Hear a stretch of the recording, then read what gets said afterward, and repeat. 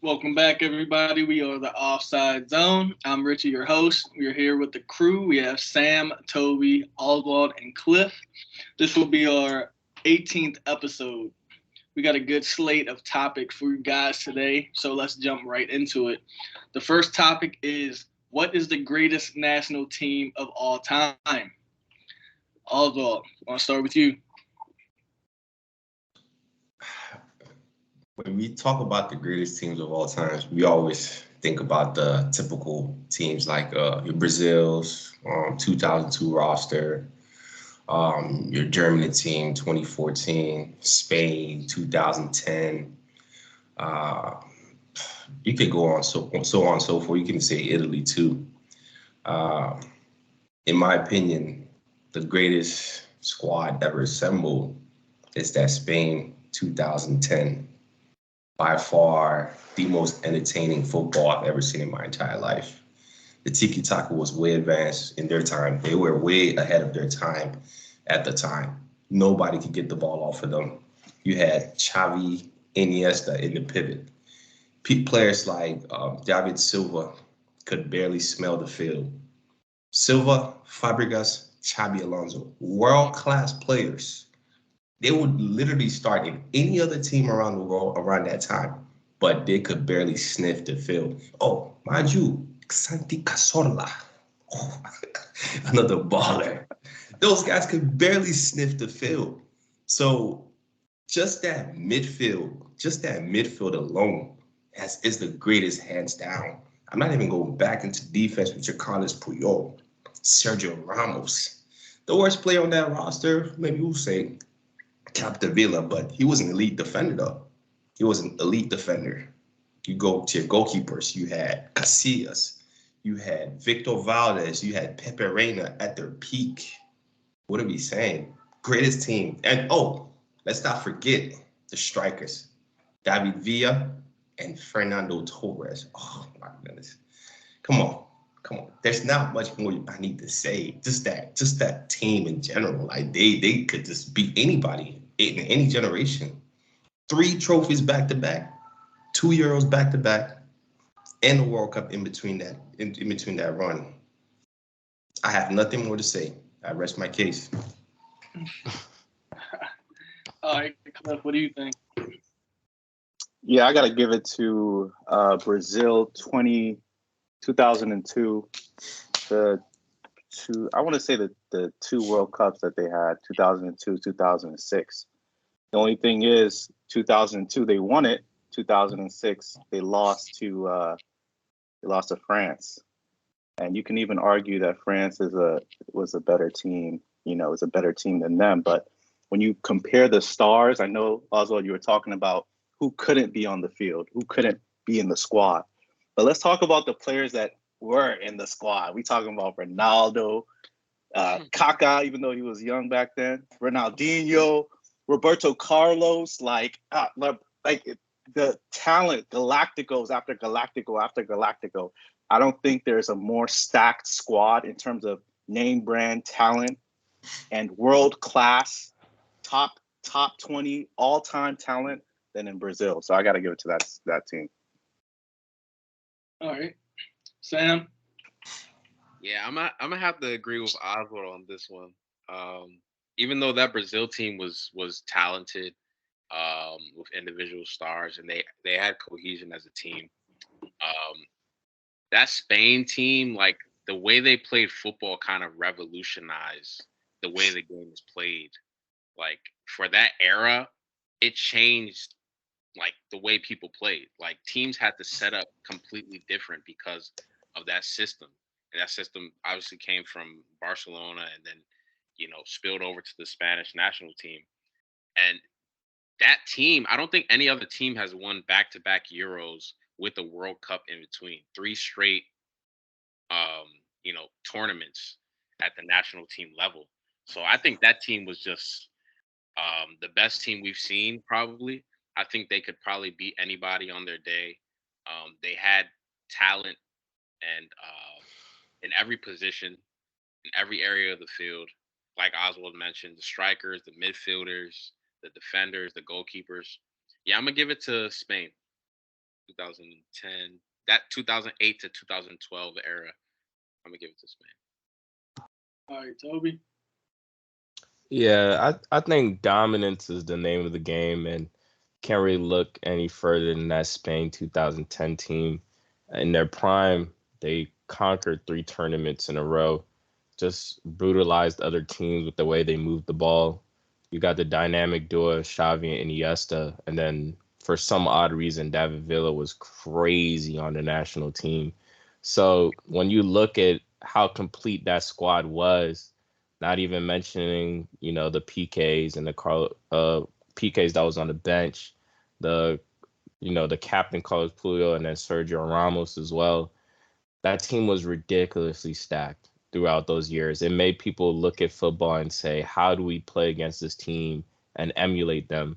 Like you can talk about Brazil in terms of entertainment. I think those guys were actually the most entertaining team because of the style that they played. And I'm sure when we, woke up looking forward to that 2002 World Cup, we were just like, this Brazilian squad is going to take it all the way. And we were excited to see their style of play on a global platform. So you can say Brazil is the most entertaining, but as far as dominance and just controlling the international scene for a long period of time, it's Spain by far. Did anybody want to give a shout to the France team from 1998? Yeah, I was about to mention that too. They won the World Cup and then the Euros in 2000. They're a close shout. They had dominance too. They also had a stacked squad: Zidane, Henry, Thuram. Was that the France squad that did? Deschamps was captain. Okay. Zidane went crazy in the finals. Zidane, Thierry Henry, yeah. Trezeguet, Marcus, all them boys, yeah. They were cool, but if we were to sit here and name them, they were cool. They were cool. What you want me to say? They were cool. If you want me to go and name every player that was on the starting 11, Carambeau, Emmanuel Petit, all them boys, what? Those guys were playing for Madrid at that time. What are we saying? They played at peak Madrid. If you wanted me to name the starting 11 compared to the other two teams that we mentioned, and you're putting names compared to names, I think Spain has the most names on there. And you got Brazil coming in with a close second. And then I think third would be France. Not saying people on France weren't all ballers. Obviously, it's the national team.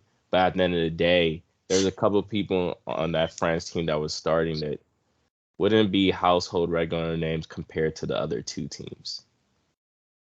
Come on. Yeah, give a shot. I'm talking about the difference between the team and then the individual players, though, because that France team beat that Brazil team pretty much. Yeah, the same team in that World Cup. They did, which is why I mentioned the names, the household names. I'm not saying one team is better than the other. I said Brazil is the most entertaining. I feel Spain is the most dominant, and then in between was the France people. All I'm saying is, when you look at the household names on the teams, you can compare the 11s of the three squads, and you can see one has, you will name all 11. The other one is very close, and then the other one comes in last, even though they're household names too, but they're last. It is what it is. It is what it is. Okay, can we at least give a shout to that 2014 Germany roster? No. At least, yes. No. Compared to those other teams, I don't think they're that great. Manuel Neuer, come on, Schweinsteiger, Ozil, their peak. No, bro. Tony Cruz. What are we saying? They're again, all national teams in general are all great teams. Like, they're the best people from the nations. Like, if you're looking at any major country, they're gonna be a stacked squad in terms of knowing their names. But we're comparing the different squads that have been dominant and actually won. What are we giving a shout out to Mario Götze for? He had a great tournament. Kudos to him. He's not Ronaldinho. He's not Ronaldo. He's not Xavi. He's not Iniesta. Please. He's not Thierry Henry. Come on. Let's just keep it pushing.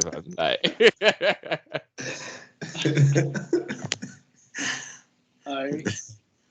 pretty solid list. Let's move on to the next topic. Is this current generation of football easier to play than in previous generations? I'll let Toby start with this question. Man, this is a catch five question for sure. It's like it could go either way, and you're gonna get slack for it either way, bruh. If I'm being honest with you. But shoot, forget the OGs, man. I don't even care. I'm an OG. I'm an OG, but I don't care. I'm still young. You feel me?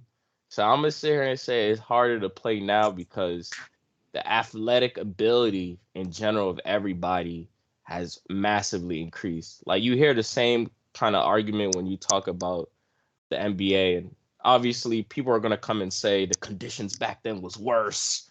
They were tacklers. They were hurting people's feet. They were going crazy. It's soft But nowadays. like, yeah, they're gonna say you're soft, this and that.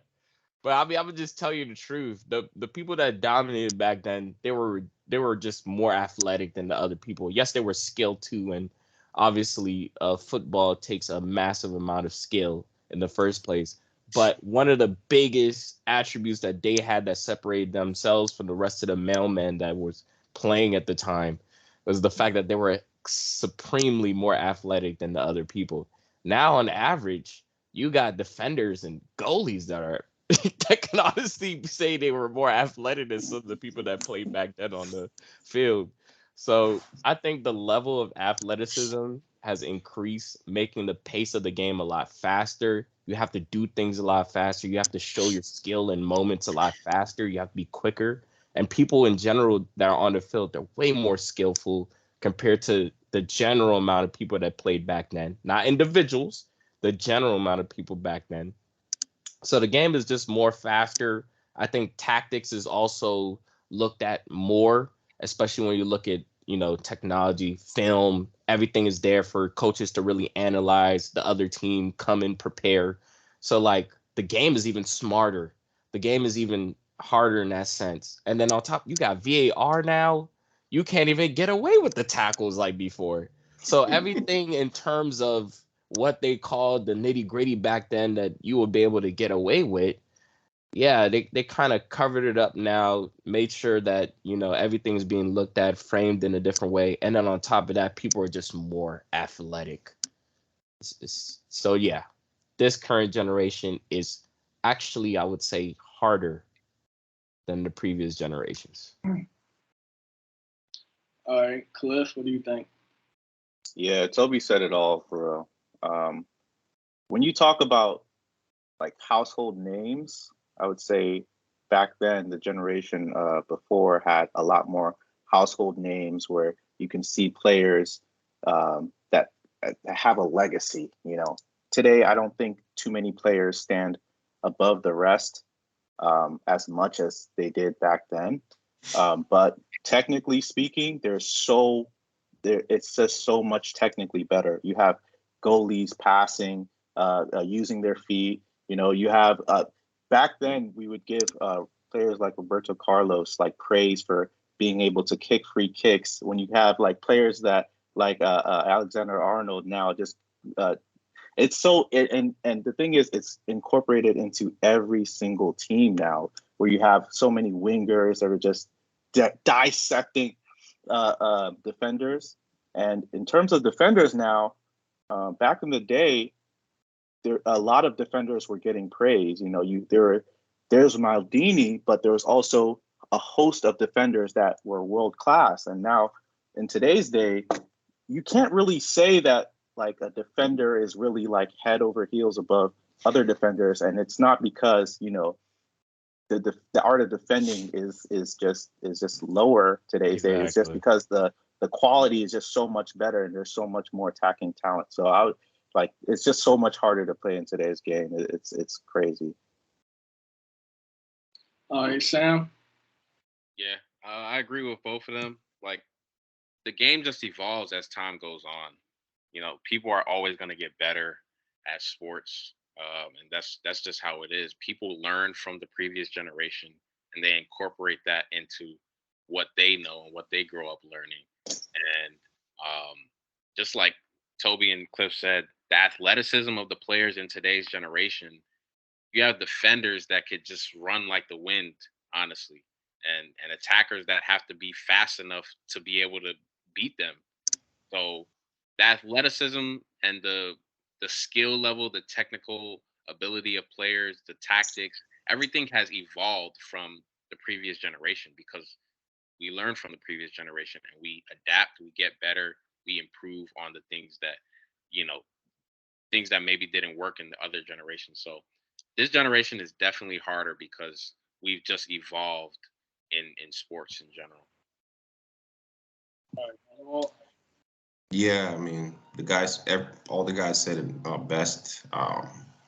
Players, the level of the game has improved drastically. All the defenders are much faster. Midfielders and strikers are even a lot faster than before. Goalkeepers are a lot taller and bigger than before. A goalkeeper I can think off the top of my head is Ocampos.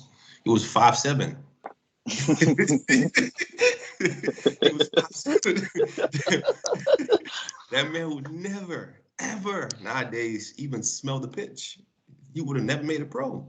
So that's just the unfortunate thing of the game nowadays. And also players like Upamecano, he's a speedster as a center back. That makes no damn sense. He should be back there. Would have probably played winger or something like that.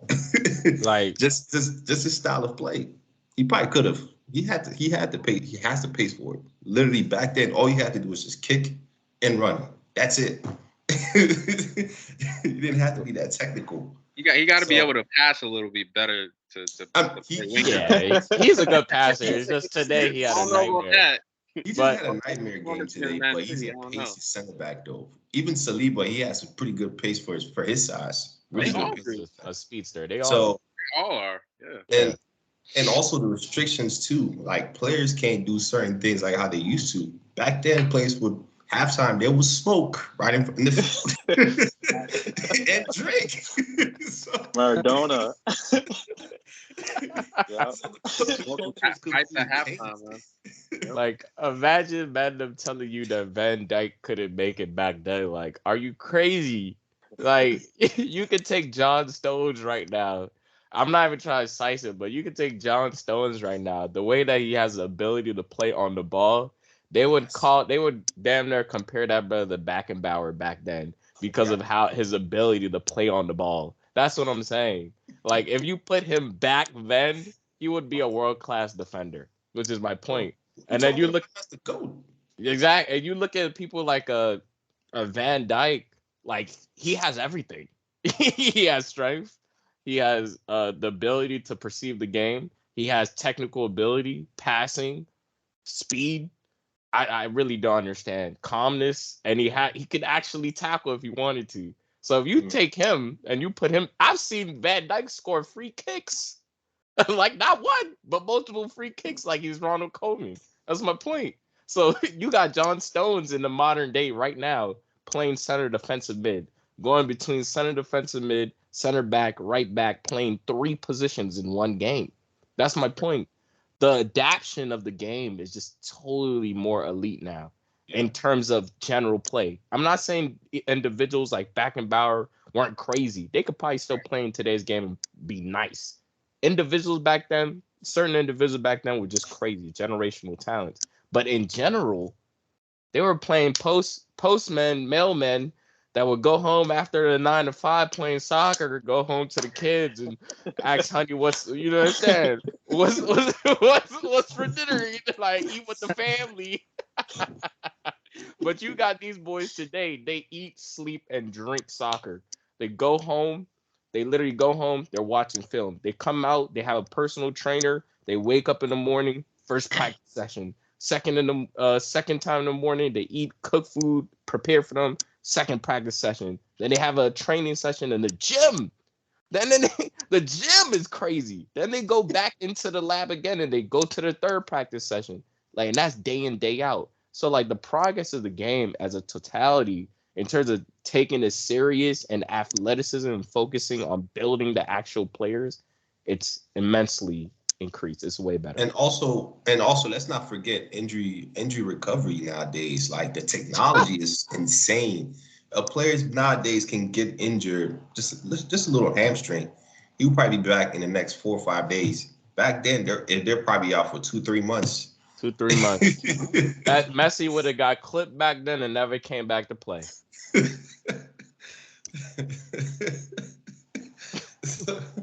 Yeah, I think we all can agree that the game has evolved and gotten better, and that's okay. Because you're gonna have your people that are going tooth and nail for the past generation. It's okay that the game has evolved.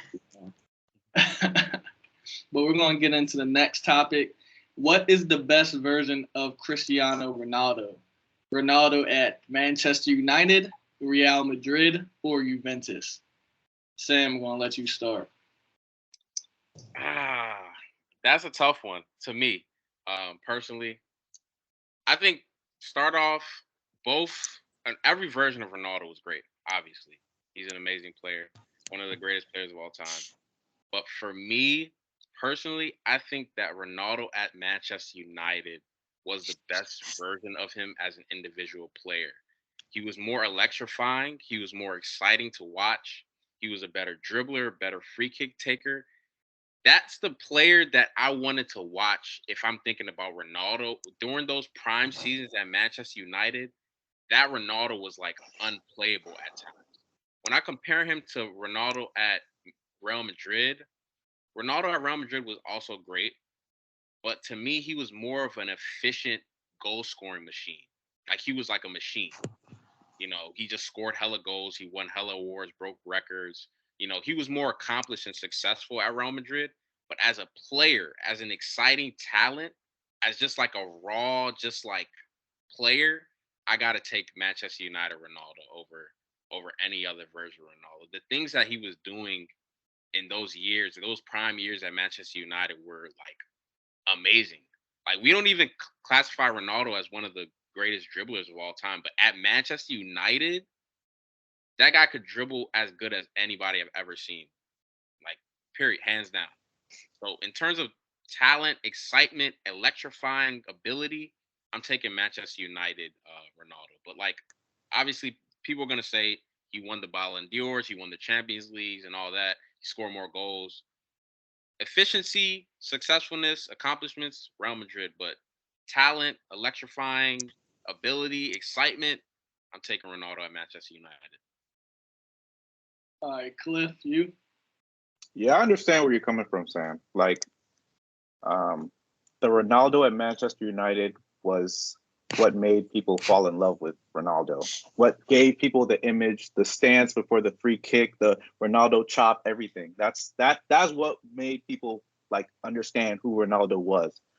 But when you're talking about like the iconic figure Ronaldo, I think everybody goes to the Real Madrid side of Ronaldo.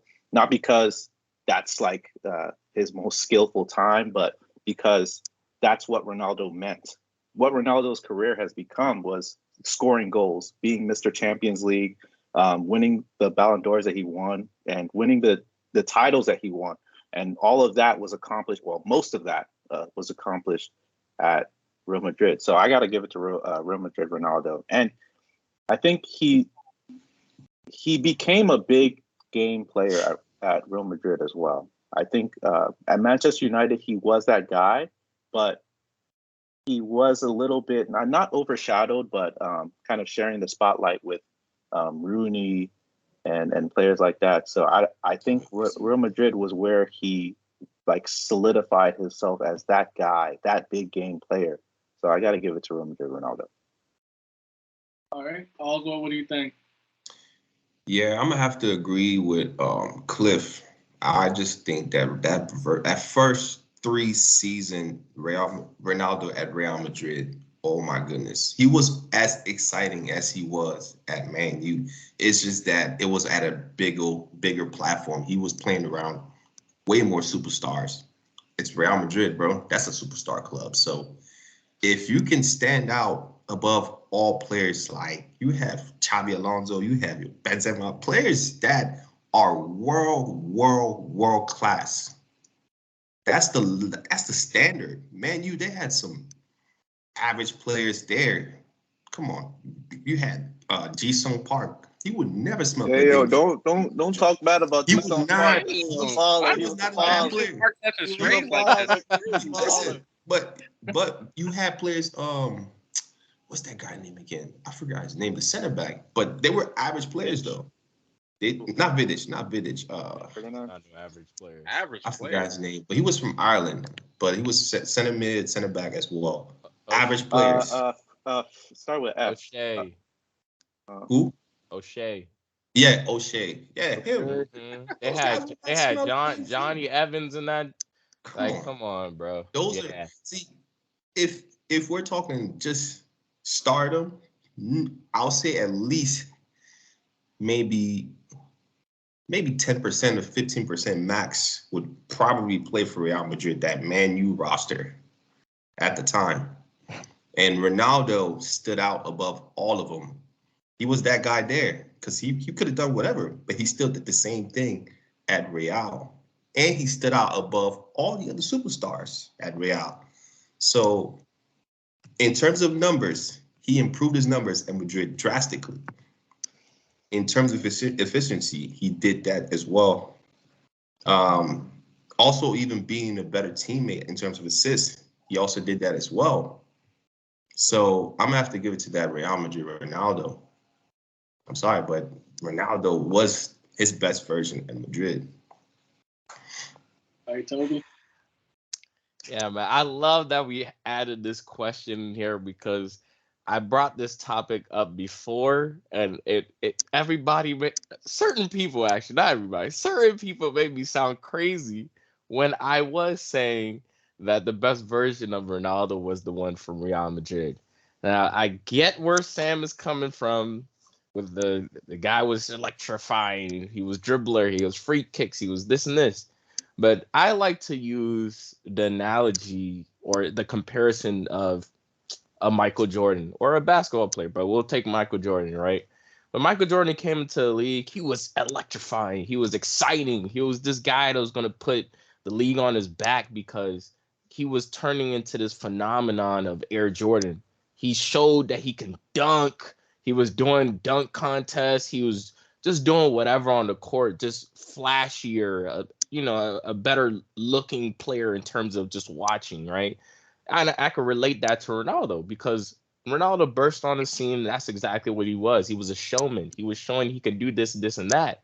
But as Michael Jordan grew up, and like other elite basketball players grow up, they start to turn their style of playing into how they can score the bucket more, how they can achieve more titles more, how they could do certain things, get to their certain spots in an efficient manner, whereas the other player cannot guard them. And if you relate that back to Ronaldo, that's exactly what happened to him. He developed his game to the point so good that he became this ultimate scoring machine, and he realized that this is the best things that I can do. He didn't necessarily lose them, especially the first 3 years when he came to Real Madrid. I would say peak Ronaldo is actually probably the second year he was at Real Madrid, because in the second year he was at Real Madrid, he was still playing left winger. He was still cooking, but he added so much more to his arsenal in terms of just efficiently scoring. He scored from everywhere, and I literally everywhere on the pitch. I'm talking long range. He was still hitting free kicks from 40 yards on Marseille in the Champions League. He was still doing headers. He was still dribbling from left to right. He was still doing passes. And then on top of that, he was doing that at Real Madrid, where he had to step up his game. And just like Michael Jordan in those finals and those other moments when he got older, because when he first came into the league, he was losing. He wasn't getting to the playoffs. I remember he was losing to the Larry Birds and whoever else was still in the league back then. But guess what? Ronaldo stepped up. He developed his game and he was winning. That's why that Ronaldo is the best version of sub, because it's not that he doesn't have the capability to showcase what he was showing at Man U, but he developed his game so much that he knew how to pick and choose the perfect moments to become the best version of himself. It's Real Madrid Ronaldo. Does anybody want to say anything about Ronaldo at Juventus? I know he was coming off of a high from the winning the Champions League with Real, but Nah. The best See, Italian I striker will. of all I time. will say. I will say. Huh? Juventus Ronaldo was where he started being a scapegoat because he was still scoring goals at Juventus, but I think that's where the narrative started of him being a liability more than an asset, and that's kind of what carried on into Man United. We saw who It became wasn't the really a liability. narrative. He It said was what happened. No, we Well, saw it's who was not. actually the It's liability. It Look is at Juve. like Juve had went to the semifinals the previous 2 years. Then Ronaldo comes. They didn't make it past. That is ridiculous correlation. nah. That's Juventus not. are absolute garbage. Absolute garbage. In fact, even in terms of organization, they're scandals. They're scandalous. What are we Yeah. talking about here? They had aging center backs that were still starting on that team. Outside of Ronaldo, who on that team was actually performing those years? What do you mean? They Who made on it that to the finals like a year outside before. outside of Ronaldo during his time there? Who else there was actually performing to Ronaldo's ability? They made it to the Champions League final like a year before. Dybala was. the year before. Dybala was going on and off the bench because he couldn't play Dybala with was Ronaldo. declining that They, as soon they, as they made Ronaldo it to the came. Champions League As soon as final like Ronaldo 2 came. They seasons had before Chiellini Ronaldo and came. Bonucci, like declining. Please tell me somebody else that was playing to the level. Like you're saying, the year before they made it to it was a whole different team. Nah, It the team wasn't was. that different. Yes, Because it was. people thought Ronaldo was gonna bring the Champions League to Juventus. It was a different team, bro. Let's not cap. No, Look at it was a different team. Look who the last time they went to the Champions League final. Who was on that team, bro? Nah, let's not cap. I'm just asking you, who was on that team? But let's Carlos not cap. Tevez. The reality is, people thought Ronaldo was gonna bring the Champions League to Juventus when he went. Oh, if he wins at Juventus, he might be the GOAT. That's what people were saying. But Because he didn't do it, then it's like, oh well, he got into a bad team and a bad system. It was a bad team. Nah, because bro. the They reality had the opportunity to win the Champions League because they've been to that stage 2 of the previous like 3 or 4 years. They lost to Barcelona in the Champions League final in 2015. They lost to Real Madrid in 2017 in the Champions League final. Ronaldo came there in 2018. Yeah. Like let's 2 not years act later. like they weren't a good team. They But had 2 years later. we can't equate that to him to just Ronaldo just because they didn't make it back. Correlation is that? Ronaldo. I'm saying that you're adding Ronaldo to a good team that's made it. No, that is not true at all. So Juve wasn't a good team. If you look at their team, what are we laughing about? I'm serious. If we look at Juventus team that went to the finals, you can say the names for us. If we had somebody that will pull it up and tell us the names, you can see the difference. You had a declining Bonucci, a declining Chiellini, a Chesney, and then a declining Dybala, who's not even at the club anymore. So wait. A declining Bonucci and a declining Chiellini that led Italy to the Euros in 2020, 2 years after Ronaldo came to Juventus. And how many other star players on that team? I'm answering your question. Supposedly they're declining. They were the best defenders in the Euros. I am answering your question, bro. Because how many other players on that Italian team were playing quality ball? Jorginho was their best player on that team. That's my point. They have. Yeah, but you just said they were declining, though. I'm telling you the truth. No, they were declining. If those 2 players are there and everybody else are literally solid prime players that are playing their best quality football, Verratti is on that team. Donnarumma is on that team. Chiesa was on that team. They were surrounded by a bunch of other players that could cover for them. When you look at that Juventus team, I'm still asking you the same question. Who else on that team was performing like Ronaldo? Chiellini and Bonucci. And that's a lie. That's a lie. That's a lie. How is that a lie?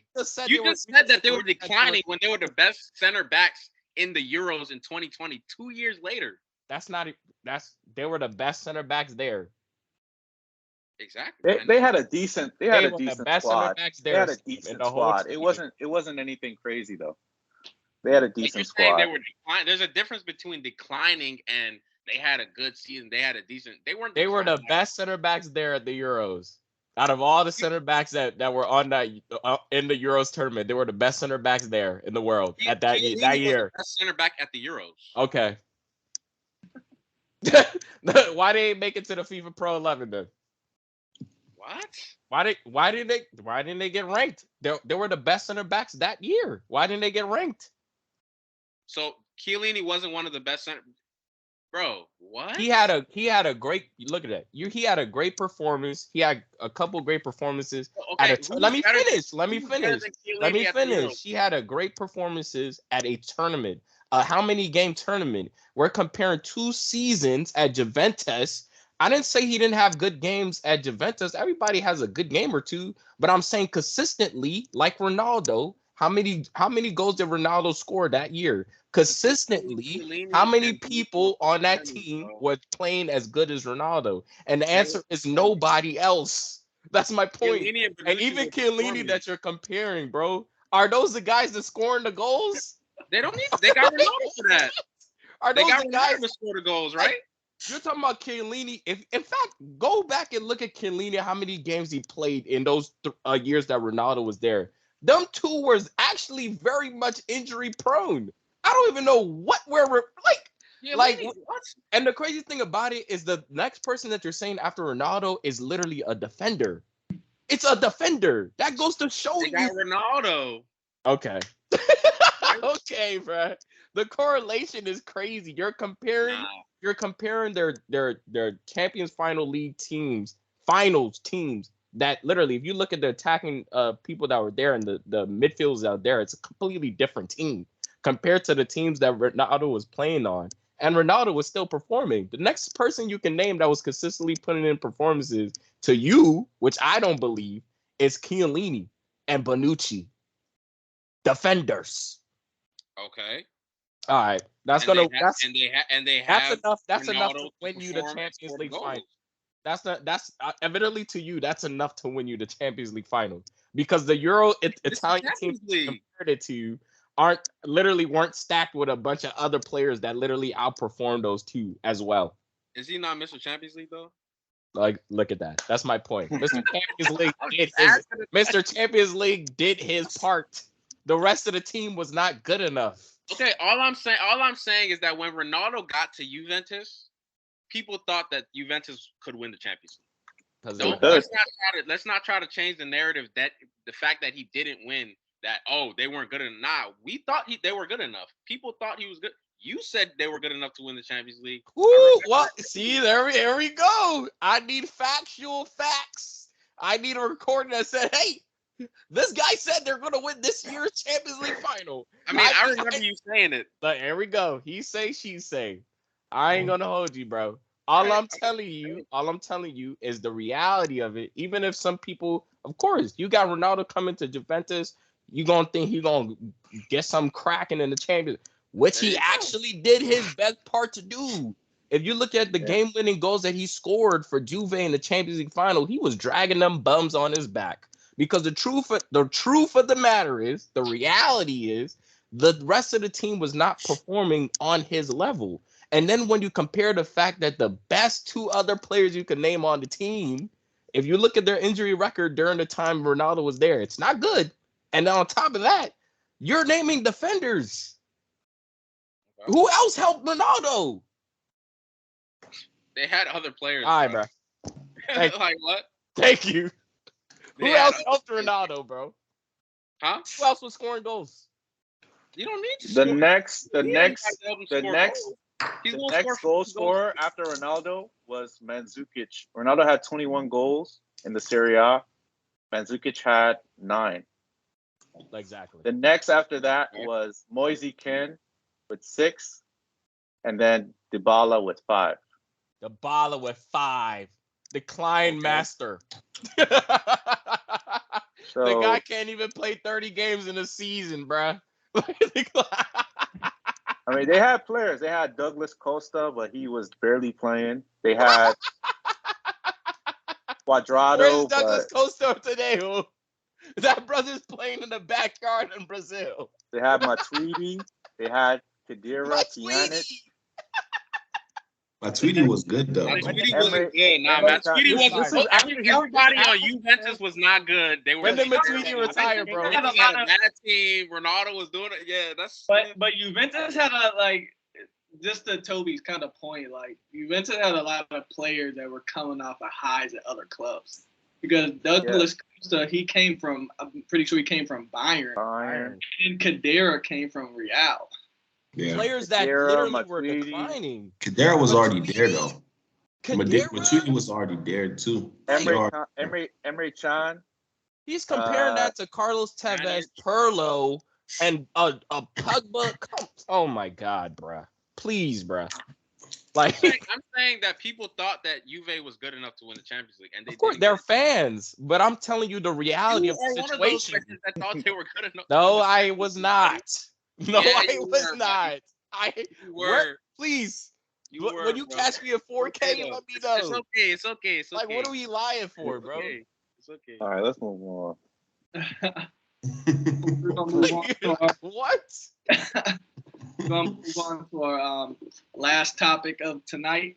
And what's the next move Neymar should make in his career? I'm gonna let Cliff start with this one. Man, honestly, I think he should go to the Premier League. A team like Chelsea. No, honestly, I thought before this season started that he should have gone to Chelsea. Some of the Chelsea fans in this group said that they would rather have Raheem Sterling, but I'm not going to argue against that. But I do think he should go to a team in the Premier League, whether that is a team like Chelsea, Manchester United, or something like that. I think the thing that Neymar needs is to keep his relevance. He doesn't want to be one of those players that at this stage of his career kind of falls down and goes to some like middling team, like a Atletico or something like that, where he's just like, he's just kind of like I don't want to, but he's Leading. Yeah, you don't want to look at him in that light. You want to still look at Neymar and say that he has a chance to win the Champions League, that he has a chance to prove himself, even though that may or may not be true. But he needs to have that arc, that redemption arc, and I think a team in the Premier League can do that for him. So injury prone Neymar to the Premier League. Yeah, I mean that's all. What else can he do? Go to Juve? Like what else can he do? They can't afford them. They're in scandals. I mean, that's his only option. And PSG is definitely going to get rid of him this season. So it's either. So? Oh yes, they have to. Have to. I have to get rid of Neymar and Messi. Okay. But if I was to answer this question, number one, I don't think he should go to the Prem because he's gonna be on the hospital table literally as many times as you can count throughout the year. Because honestly, like in Spain, they let you dribble, they watch you dribble, they like that skillful type of play. They'll watch you. You feel me? But in France too, yeah, he could get away with that too. But look how many injuries he's gotten there. And the Prem, faster pace, where people just be sliding in. You could see a red card basically every other week in the Prem because of a tackle. I don't even want to see that brother get a horrific tackle and to be a wrap. And I'm not even trying to wish nothing on him, but that's just the truth of the matter. It's just too physical. But if I was to pick a place for him to go back to, I think he should go back to Barcelona, man. Nah, we don't want him. Yeah, I think We don't want him.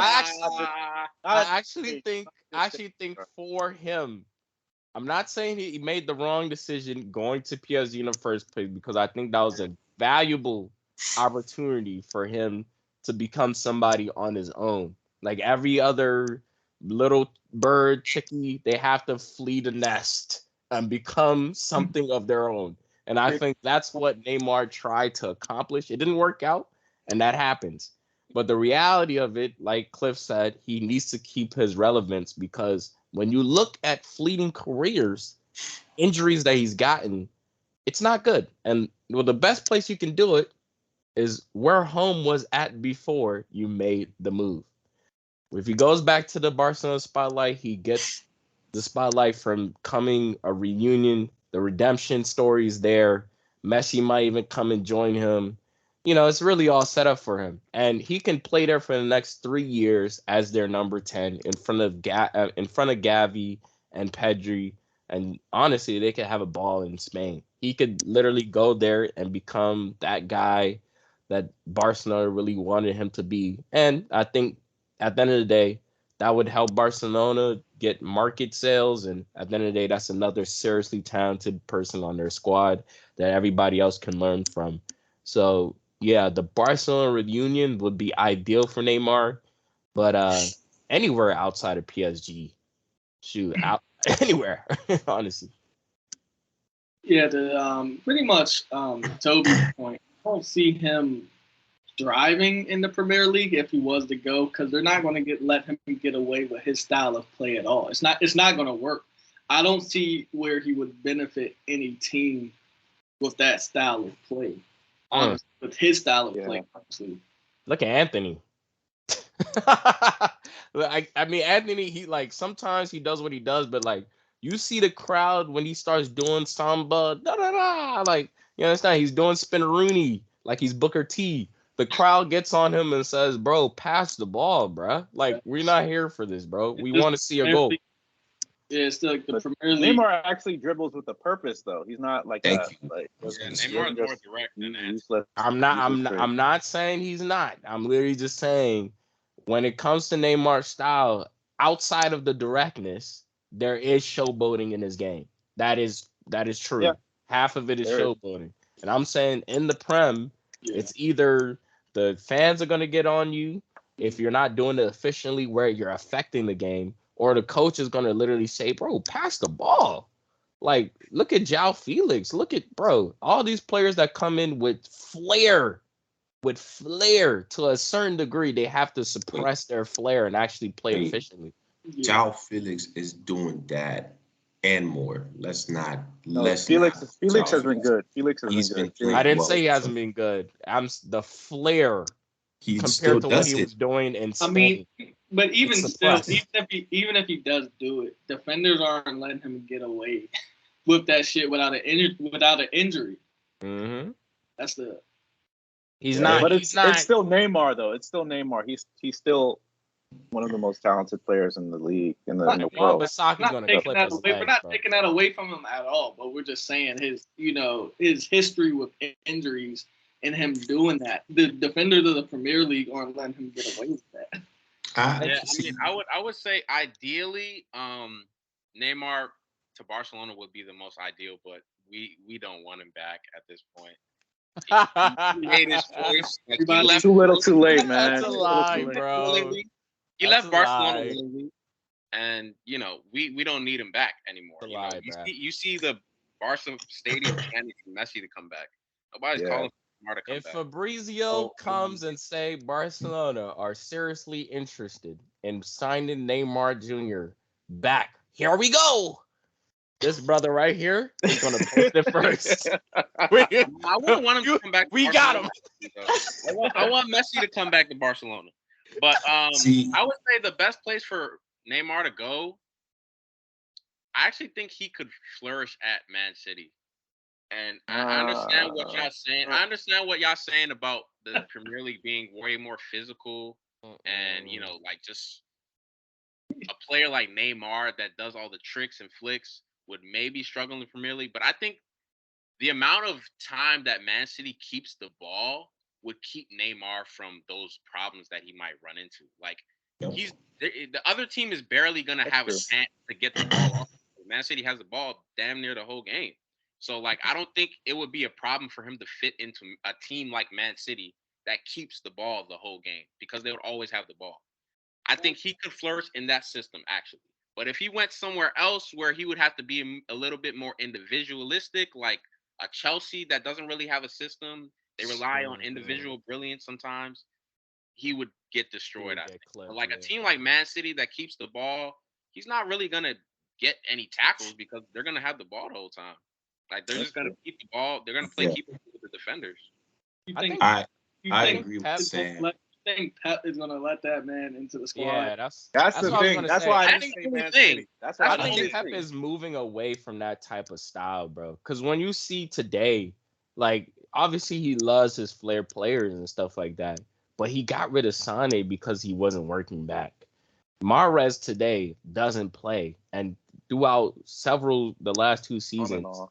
it's on and off because Mahrez isn't as good as a worker as Bernardo Silva. That's really the truth of the matter. So Right. like when you look at a Neymar who Yeah, but at ridiculously the is same not playing time, defense. what Neymar brings on the offensive end can't compare that to It's- Mahrez. Yeah, but Neymar is like this, like a It's a type of he's a build. He's flair like a type of dribbler. build like Mahrez. Yeah, So if Yeah, Mahrez, he is. he's an isolation type of Mahrez can player. do He it. is. But what I'm saying He's is a that lot more Neymar would efficient, probably though. be able to get away with Yeah. not Yeah, not what doing that Mahrez because does it's Neymar. he See, offers way more than Mahrez on the attacking yep. end.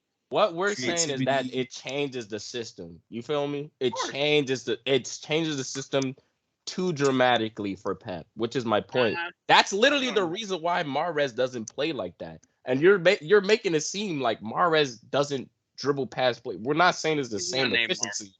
He's We're not not Neymar. saying he's Neymar, but they're the same type of build when you're looking at positional wise. They go isolation type of players. That's why Jack Grealish is there. But you know why Jack Grealish is starting now? Look at how many games he's played, or the last games he's played. Every time they have a corner, guess who's back there? Jack Grealish. I think That's it's what I'm based telling on you. form. I think it's based on I form. get It's that. because he works too. He does That's work. what I'm Based on telling you. form. What I'm Based saying, on what I'm form. saying is that difference. Neymar's gonna offer way more than a Jack Grealish or Mahrez. I don't know. But is I don't- Neymar going to change his game like how Jack Grealish did with working back and defending? Exactly. No, And maybe honestly, not.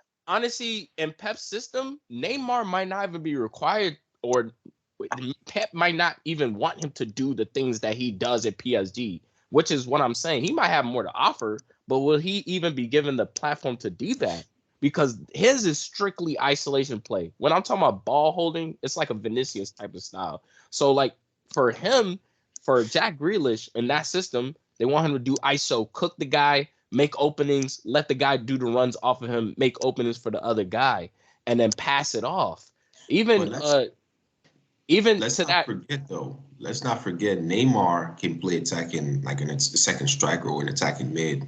He's that good. again, changing the system. If Neymar comes to Man City, he's going to have to fit into the Pep system. Yeah, but Pep Exactly. already has shown that he's willing to change it. He's changed since his Barca days. He's willing to change the system. He changed the system Not for too Haaland. much, bro. Yeah. He changed the Not system too for Haaland. much.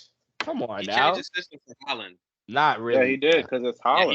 he did. Mhm. Not the way that He you're changed the slicing system it, for bro. Haaland. He's never played He with did. a When- out and out striker. Yeah. Yes, he has. Lewandowski. He has, but Lewandowski's the only it one. has Lewandowski's the only one. And he But played before it for that, like nobody. 3 years. He played with it for like 3 years. Yeah, Well, but when was that's the the only last? striker he's ever played with. That's what I'm saying. That's Like what we're talking about at Man City. At Man City, he never played with a out and out. He would play with a He a did, striker bro. that would drop Jacko deep. was there. Come on now. Jacko. Jacko was yes. Yeah, With Jacko who? was With there. City? With Jacko City? was there with when Oh, Pep. Sorry, he wasn't even there with Pep. It was But Negredo and somebody Negredo, else. yes, Yeah, Negredo. somebody else. Negredo was there. He's tried the number 9s before, which is my point. I'm not Yeah, even but what I'm saying saying is Pep's system is playing with a false nine. That's Pep's system. yes. He changed it for certain players. He changed it for Haaland. So now that we're looking at the team that he has now with Haaland there, so ultimately we're saying he's not going to play that false 9. He's going to play where Jack Grealish and Mahrez play. So No, which he is will play where Jack Grealish plays. Mahrez, Neymar. I've never seen. When have you ever seen Neymar play? cool. Right side? The point is he'll play winger. That's the Yeah. point. So in that sense, I'm telling you the reason why Jack Grealish is starting and the reason why Mahrez is on the bench on and off with Bernardo Silva isn't just down to form, is the fact that those two are actually working both sides of the ball. That is very important in the thing because he Yeah, knows but- that he knows that he's changed the system to a degree where Haaland is that player that can freely kind of do it. And then you have Kevin De Bruyne, the same thing. But certain people have to work back for that thing to work.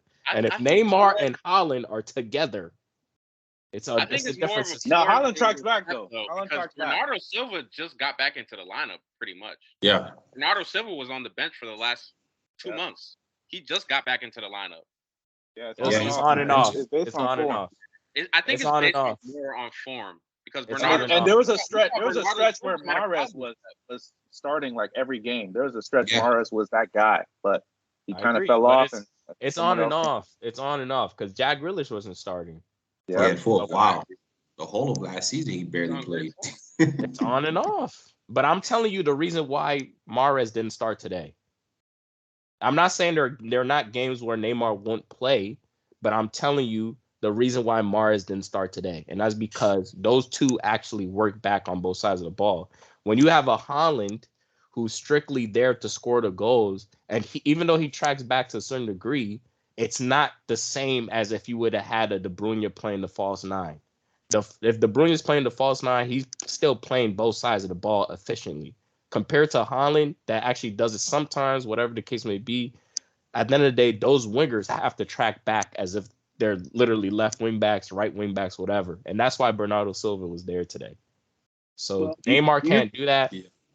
Do you think it's the tracking back, or do you think it's the name value of Neymar, and maybe that Pep doesn't want to play with like a star or superstar with an That's ego?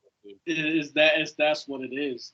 Yeah, Pep is not going to want him in the squad. His game is so drastically different than what Man City is doing right now. Like I don't see any room for that for Neymar but yeah, Pep. lineup. I Yeah, think. but Pep- I think. His Neymar is going to expect to start every game. Yeah, And Mhm. and he's not like 22. He's up there. He's 30, so he's not gonna be as malleable as like say a Haaland, who is that superstar. But That's why he's I younger, don't so you can still talk to him. You know, with That's why I Neymar, don't he's think it's there. just He's that form. guy. So I don't know if you can. That's why I don't think it's just form. It's literally just, it's not just form. It's so many different things for Pep. It's your attitude. It's whether you're tracking back. It's whether you're not trying to look for the next move. Your ego, whatever. Like it's what you do for the team ultimately, which is what I'm saying. Like Neymar being in that system, it not only affects his play, but it affects everybody else. So in terms of tracking back, in terms of the style that they play, is Neymar gonna press outside of not having the ball like everybody else? All right, that's my point. How We'll many of those? see. I just think it was Messi doesn't press either, and Man City was trying to get him last season. Messi hasn't pressed in like 5 years. But that was before they got a Holland. First of all, we're talking about the greatest player on earth. But that's my point though. Like you talking about Neymar, one of the most talented players. Talking about we're That's talking before about they got Holland. injury-prone Neymar. And Who, that, in fact, is injured right now, which is another that's going to go against him. He's trying to. that was before they got Holland, anyways. That's my. If they got Messi to come in that squad, he would have been playing that false nine role because he would be the only one not having to do the ultimate force of pressing after they lose the ball. Everybody on that team has to do both sides of the ball. And I don't see Neymar, especially with a Haaland doing that. Let's not act like Haaland doesn't press at all. He be pressing. No, like, Haaland presses. Exactly. That's my point. presses. That's my point. But if you have two players that, for the most part, aren't going to press Who would compared be to, the two players? it will be Haaland and it would be Neymar. Established that Haaland presses though. Not as People much as agree the to rest of the that. players on the team, bro. That's my point. You don't have to. If anybody you don't has have a to free press role, like everybody else though. if anybody has a free role on that team to not press as much is It's a Haaland. striker. It's a That's my striker. point. Yeah, but You can't have both of them having that own leisure. position though. And You that's can't what have Haaland both does. of them having that leisure, bruh. That's my point. I think that strays too much away from Pep's That's my point. system. You don't want two play. You don't want a striker who's already up top and not having to press, and then Messi just walking back and not tracking back. So yeah, Like we all know that they all generally press. That's his game after they lose the ball. But more certain players press more than the other. And if you were to pick the player on the team in the formation that pressed the least, it will be the guy all the way up top. Because even though he'll press, if the ball's at the other, it's not the same. So if you have two players now that has that option, even though they're generally still like supposed to press, if you have two players now that generally can still not press at certain times, it throws off the whole situation, bro. Holland should be the only person on that formation that has the option to press or not, even though it's generally as expected for him to press. But let's let Oswald answer the question. Yeah. He hasn't answered yet. I think Neymar should move to Juve. Historically big club. They can't afford him. I know. Aren't they banned? They're not banned from Champions League, but they deducted 15 points from them in the league. Took the books. Yeah, they're not going to be in Champions League though. They're not going to be in Champions League. Why? They're because not. they got 15 points deducted. They're not They can still qualify. There's no way they're catching They up. could still qualify, but I don't see it. They could qualify. They're not far off. They're not far off. Yeah, they're in second. They're only 4 point. What? Yeah, the race there is pretty tight. Yeah. Yeah, 6 points. But I don't. The point is, even if they made the Champions League, like it wouldn't matter. They're literally in a drought period for the next 5 years, especially with the allegations, the conspiracy. They literally still have people serving time for what happened. I'm actually quite surprised that the club wasn't expunged from the Serie A first division, because honestly, if it wasn't for the fact that they're the biggest team in Italy, it would be a whole different scenario. They would be saying bye-bye to the league, because not only are the players old, but the figures that they were putting on them books was old too. All of them boys got paid.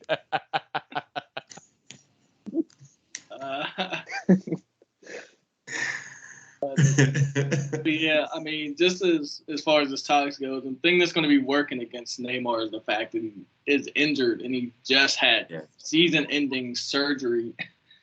Yeah, his career is over, bro. I really Damn. Yeah, I don't know his career over. His career over, bro. He might have to slide back to Saudi or something. We are struggling right now. I don't see anywhere he's going to. Who's going to? He's probably going to go either MLS or Saudi. I don't even know. Man, those Saudi boys better come pay that man. I can see why he's pressing for that PSG stay, because, and honestly, I don't even think he has to leave anyway, because he's literally on contract extension. So honestly, he might even stay. If I'm being honest with you, I think who's forcing him to leave? Like outside of the PSG hierarchy, like who's gonna force him to actually leave? Because we're fans and we're struggling. I can see Mbappe leaving next season, and you said Mbappe leaving next season? Yeah. Mbappe. PSG will do everything in their power to keep Mbappe. He's there to 2024. Bro, they will not let that man go. I'm telling you right now, they will not let that bonus as well as his salary. They will not let that man go. 60 million. They have like an extended contract, like if they he gets a 60 million bonus for staying with the club next season. Nobody's walking away. If Mbappe leaves, even if he leaves, he is not getting that kind of money at Real Madrid. He's not even getting close to that type of money in Real Madrid. The only place he's getting that kind of money is in Saudi Arabia. In Saudi. He gotta stay. Yes, he knew what they were doing. That's the crazy part. Like, we're fans. That couldn't be matched anywhere else, man. We're fans. We can't find nothing for Neymar outside of PSG. If I'm keeping it stacked, realistically, Barcelona is ideal, but Barca is broke. They can't afford it. Then you look at Juventus, they can't afford it. They're scandalous. They should be out to the. You look at the Prem teams. Does Chelsea really want to warrant if they don't investigation? If they don't keep what's his name? Felix, they could bring in Neymar. They're keeping Felix, and Nkunku's coming in the summer as well. It just wouldn't make sense.